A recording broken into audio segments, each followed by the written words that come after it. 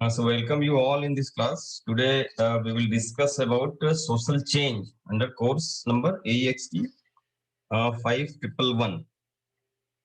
तो इसमें एक सेंटेंस आप लोगों ने सुना होगा कि प्रकृति में परिवर्तन होते ही रहता है और परिवर्तन प्रकृति का नियम है।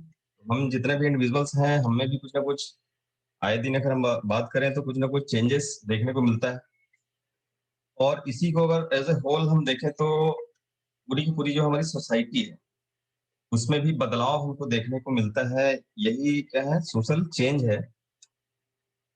तो इसके मीनिंग के बारे में अगर हम बात करें तो change refers to the difference between what was in the past and present situation और difference between what in present and what ought to be in future. तो सोशल चेंज या चेंज की अगर हम बात करें तो चेंज का मतलब क्या होता है, difference between what was in the past, मतलब पहले क्या था और अभी वर्तमान में क्या है, दोनों सिचुएशन का अगर हम अंतर निकालें तो एक्चुअली में वही चेंज या परिवर्तन कहलाएगा। या फिर difference between what in present and what ought to be in future, अभी वर्तमान में क्या है और आने वाले फ्यूचर या भविष्य में क्या होगा, उन दोनों सिचुएशन के बीच का जो अंतर है वही चेंज कहलाता है। Social change refers to an alteration in the material and non material culture of a society. किसी भी सोसाइटी के टर्म्स में हम बात करें तो सोशल चेंज किससे संबंधित है, मटेरियल और नॉन मटेरियल। तो नॉन मटेरियल का मतलब क्या हो गया कि एब्स्ट्रैक्ट थिंग्स, जिसको हम केवल अनुभव कर सकते हैं।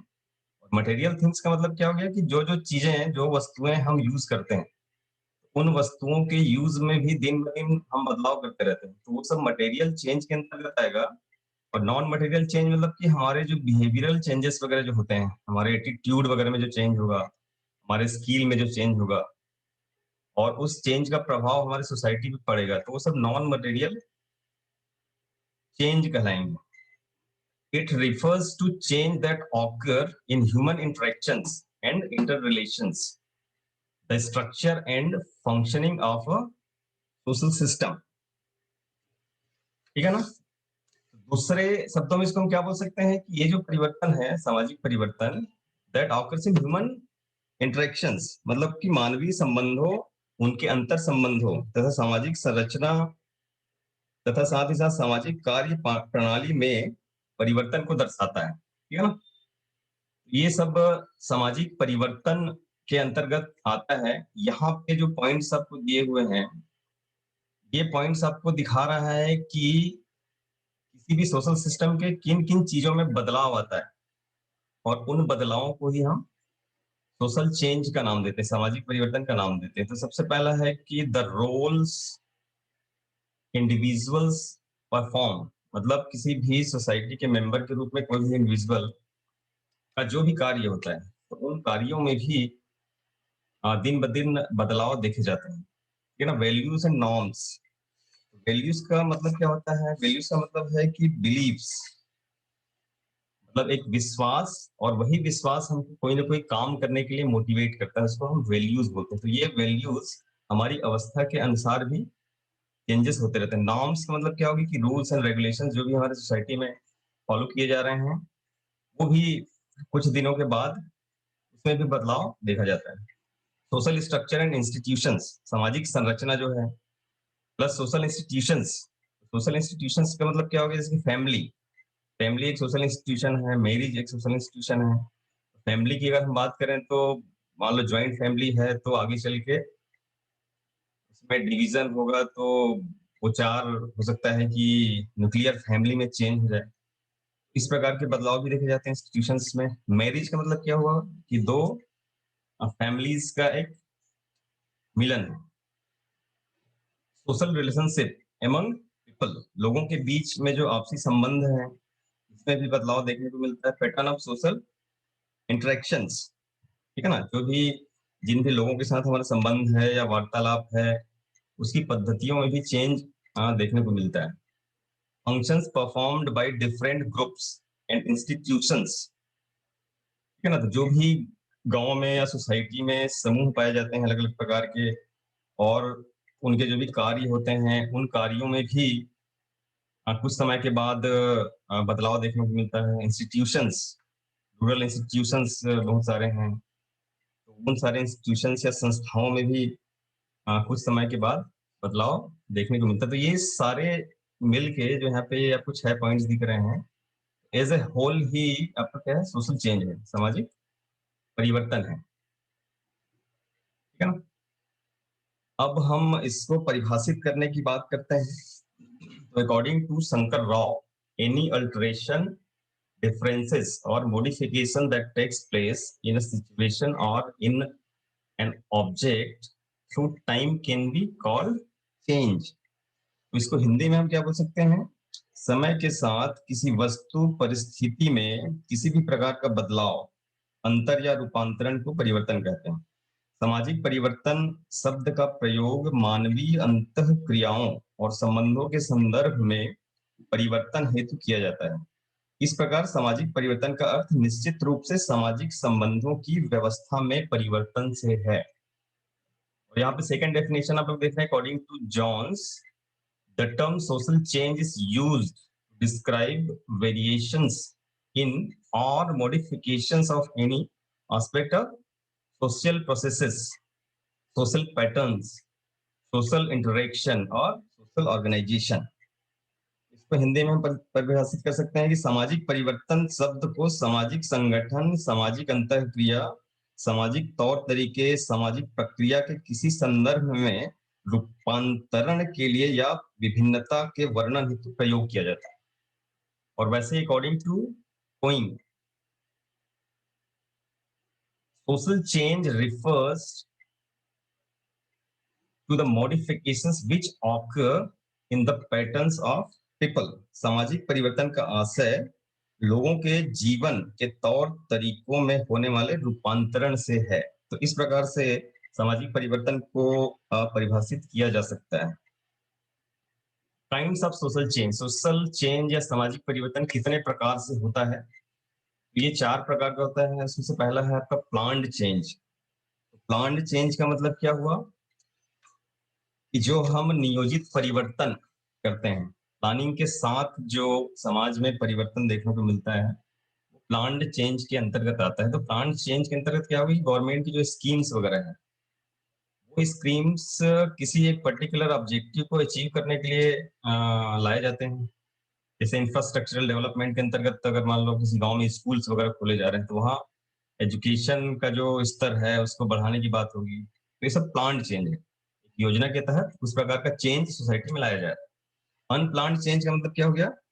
अनियोजित परिवर्तन, इसका प्लानिंग हमने नहीं किया है, लेकिन कई बार देखने को मिलता है कि नेचुरल कैलामिटीज वगैरह जो होती है, आपकी प्राकृतिक आपदाएं कई बार आती है, बाढ़ आ जाता है, सूखा पड़ जाता है, या कहीं पे आग वगैरह लग गया, तो पूरी की पूरी कम्युनिटी वहां से उसको रिहेबिलिट करना पड़ता है। ठीक है ना?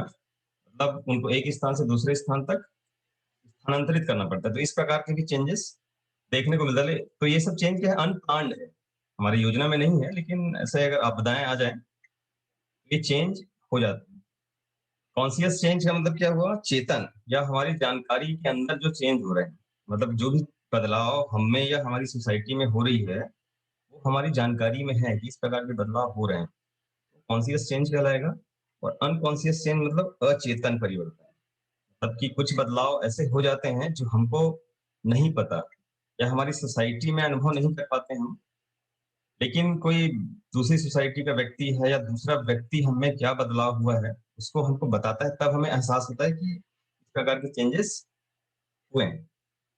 ये होता है आपका अनकॉन्शियस चेंज। इसके बाद बात करते हैं नेचर ऑफ सोशल चेंज या सामाजिक परिवर्तन की क्या क्या विशेषताएं हैं। सबसे पहला है social change is a universal process, अर्थात क्या हुआ, सामाजिक परिवर्तन सार्वभौमिक है। सामाजिक परिवर्तन पूरे विश्व के सभी सदस्यों में होता है। यह प्रारंभिक जनजातीय समाजों में बहुत धीमा तथा आधुनिक जटिल समाजों में बहुत तेज गति से होता पाया जा रहा है। ठीक है ना? तो इसलिए social change is a universal process. वैसे ही social change is continuous process. सामाजिक परिवर्तन जो है निरंतर और लगातार चलने वाली प्रक्रिया है। ऐसा नहीं है कि आज चेंज हुआ कल नहीं होगा, ये निरंतर चलने वाली प्रक्रिया है। दिन ब दिन कुछ ना कुछ चेंज होता आया है और आगे चल के भी होता रहेगा, इसलिए ये continuous process. Social change is environmental, मतलब सोशल चेंज या सामाजिक परिवर्तन जो है वातावरणीय है, मतलब कि किसी भी वैक्यूम में हम या निर्वात वाली अवस्था में हम सोशल चेंज की बात नहीं कर सकते। ये वातावरण से इसका पूरा का पूरा संबंध है इन चेंजेस का। वैसे social change does not always depend on the willingness of society and its members. ये जो सोशल चेंजेस होते हैं या सामाजिक परिवर्तन होते हैं डज नॉट ऑलवेज डिपेंड, ये हमेशा सोसाइटी या सोसाइटी के लोगों के चाह के अनुसार से नहीं होता है। जैसे हमने अनकॉन्शियस या अनप्लान्ड चेंज की बात की है, वो बिना चाहे भी इस प्रकार के चेंजेस हो जाते हैं। तो हमारी चाह नहीं होती हमेशा, कई बार हमारे चाहत के बगैर भी वो चेंजेस हो जाते हैं। Speed of social change differ from society to society and in the same society. और ये जो सोशल चेंज की जो स्पीड है, गति है, एक सोसाइटी से दूसरे सोसाइटी के बीच में उसका जो रेट है, रेट ऑफ चेंज, उसमें अंतर पाया जाता है। और प्लस सेम सोसाइटी में भी आप इंडिविजुअल्स की अगर हम बात करें तो कुछ इंडिविजुअल्स में रैपिडली चेंज हो रहा है, कुछ में स्लोली चेंज हो रहा है। ये with in the society and जो अलग अलग सोसाइटीज हैं उनके बीच में, इन बिटवीन द सोसाइटीज, ठीक है ना। Social change has both qualitative and quantitative aspects. जैसे हमने बात किया था पहले material and non material culture, तो वहां पे जो हमने बात किया वो यहाँ पे क्वालिटेटिव एंड क्वांटिटेटिव। तो क्वालिटीज का मतलब क्या हुआ कि जो हमारे बिहेवियर चेंज हो रहे हैं, हमारा जो एटीट्यूड वगैरह में चेंज हो रहा है, वो हमारी क्वालिटीज में चेंज हो रहा है। क्वांटिटेटिव चेंज का मतलब क्या हो गया कि जैसे as an agriculture student, being agriculture student, आप लोग ऐसे समझ सकते हैं कि जब हरित क्रांति वगैरह आई, ठीक है ना, उस समय बहुत सारी टेक्नोलॉजीज किसानों को मिली। उस समय जो प्रोडक्टिविटी था, हरित क्रांति के बाद वो प्रोडक्टिविटी लोगों का बढ़ता गया, ठीक है ना। अल्टीमेटली उनका सोशल स्टेटस बढ़ने लगा। तो इस प्रकार के जो चेंजेस हैं, ऑप्शन ऑफ टेक्नोलॉजीज के बाद जो उनमें चेंजेस आया वो क्वांटिटेटिव चेंजेस कहलाएगा, ठीक है ना। और social change results from interaction of member of number of factors. मतलब सोशल चेंज केवल एक फैक्टर के कारण नहीं होता, ये बहुत सारे फैक्टर का एक मिला जुला असर होता है। और ये इंटरनल और एक्सटर्नल दोनों होता है। विद इन द सोसाइटी आपके बहुत सारे फैक्टर्स आपको मिलेंगे, साथ ही साथ आपकी सोसाइटी के बाहर ऐसे बहुत सारे कारक हैं जो आपके चेंज को प्रभावित करते हैं। Social change involves rate and direction of change. जो सामाजिक परिवर्तन की हम बात कर रहे हैं इन्वॉल्व्स रेट, मतलब इसकी एक गति होती है, साथ ही साथ डायरेक्शन होता है, या तो निगेटिव डायरेक्शन में चेंज होगा या तो फिर पॉजिटिव डायरेक्शन चेंज होगा। सोशल चेंज में भी प्लान्ड और अनप्लान्ड, इसके बारे में चर्चा हम लोगों ने पहले किया है।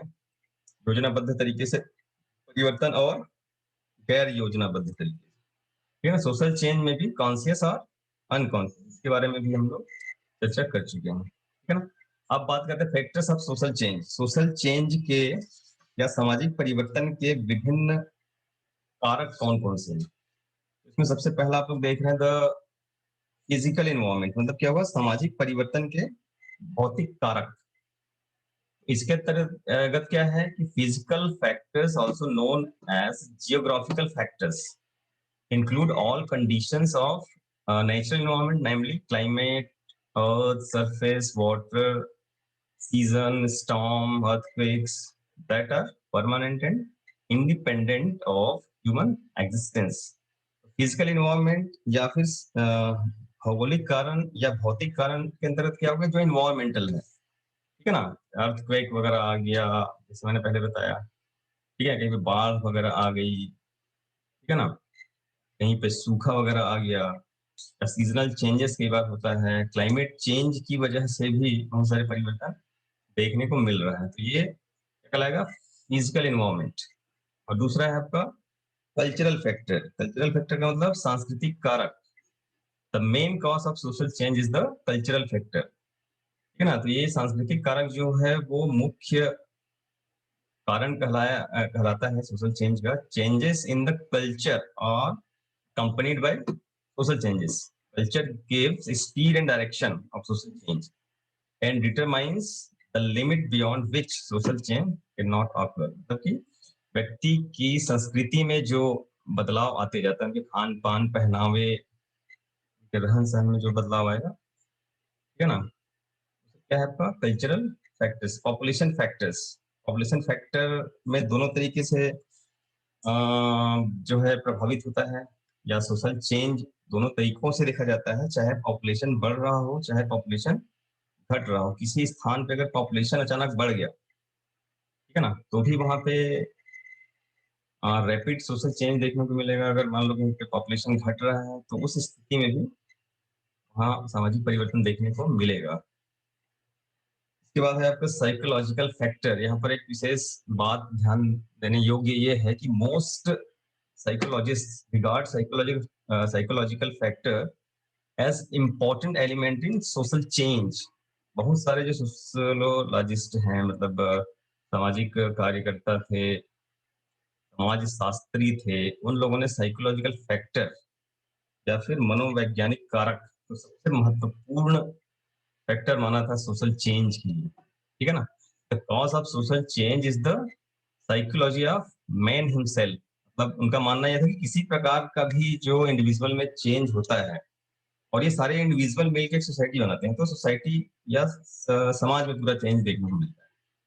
वो हर एक इंडिविजुअल की अपनी सोच की वजह से होती है ना? क्योंकि main by nature is lover of change. व्यक्ति जो है परिवर्तन को प्यार करने वाला होता है, परिवर्तन की चाह रखने वाला होता है। Is also trying to discover new things. व्यक्ति हमेशा नई नई चीजों की खोज करना चाहता है, तो वो उसकी साइकोलॉजी पे डिपेंड करता है। वो कहलाएगा आपका साइकोलॉजिकल फैक्टर। फिर देन है बायोलॉजिकल फैक्टर। बायोलॉजिकल फैक्टर का मतलब क्या हुआ? जैविक कारक। तो जैविक कारक का सीधा संबंध है हेरिडिटी, ठीक है ना? हेरिडिटी का मतलब क्या हुआ कि जनरेशन टू जनरेशन जो हमारी जनसंख्या बढ़ रही है, परिवार का जो हमारा साइज बढ़ता जा रहा है, इसी में अगर कुछ आपके जो रूलर्स हैं, ठीक है ना, राजा महाराजा टाइप के लोग हैं, उनके परिवार में अगर कोई बहुत अच्छा रूल करने वाला व्यक्ति पैदा होता है, या एक कंडीशन ऐसा हो सकता है कि वो राजा बनने की उसमें क्वालिटी ही ना हो, ठीक है ना? तो ये हेरिडिटी पे डिपेंड करेगा कि उसकी क्या क्वालिटीज है। उसकी क्वालिटीज के अकॉर्डिंग उसके जो फॉलोअर्स हैं, ठीक है ना, उनमें चेंजेस देखने को मिलता है। टेक्नोलॉजिकल फैक्टर्स, तकनीकी कारक, इसके बारे में पहले हमने चर्चा की थी।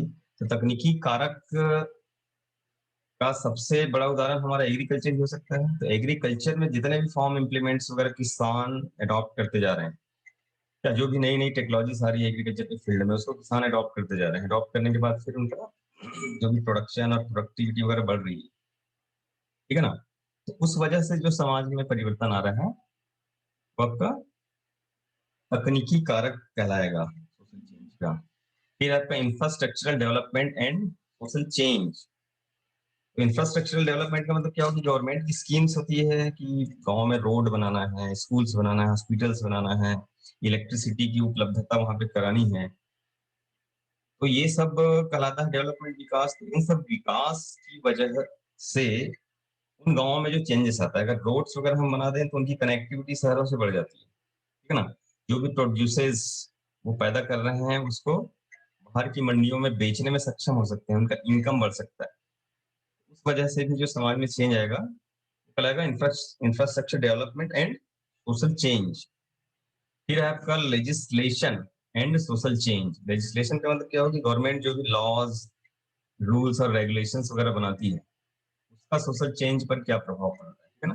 तो legislation, particularly social legislation, as well as a few important acts passed by the Indian Parliament have brought social change। Government ने बहुत सारे जो एक्ट्स पास किए हैं, जैसे मान लो पहले दहेज प्रथा वगैरह चला करती थी, या फिर ऐसे बहुत सारे सुपरस्टिशंस थे जिसको गवर्नमेंट ने लॉज या रूल्स और रेगुलेशंस वगैरह के कारण वो सब बंद हुए। उनके बंद होने की वजह से जो है समाज में एक परिवर्तन आया है। Legislation and social change, education and social change, ठीक है ना? तो ये सबसे इम्पोर्टेंट है। जैसे जैसे हम बोलते हैं कि लोगों में शिक्षा का स्तर बढ़ते जाता है, ठीक है ना, उनका सोशल स्टेटस के साथ साथ इकोनॉमिक स्टेटस भी बढ़ता जाता है ना? तो एजुकेशन का सीधा प्रभाव भी पड़ता है आपके सोशल चेंज पर या सामाजिक परिवर्तन। वैसे ही अदर फैक्टर्स के रूप में हम ले सकते हैं, another factor of social change is the appearance of new opinions and thoughts. लोगों की नई नई सोच, जैसे कुछ एक्टिविस्ट्स वगैरह पैदा होते हैं नई सोच वाली। इस प्रकार की सुपरस्टिशंस समाज में व्याप्त है, उसको हमको दूर करना है, ठीक है ना? तो उनकी वो ओपिनियन, राय या सोच की वजह से वो चेंजेस आते हैं, लोग उनको फॉलो करने लगते हैं और उनके जो फॉलोअर्स होते हैं वो उनके द्वारा दर्शाए हुए मार्ग पर चलते हैं। इस प्रकार से चेंज देखने को मिलता है, इसको हम अदर फैक्टर्स के रूप में ले सकते हैं। तो this is all about social change. Thank you very much.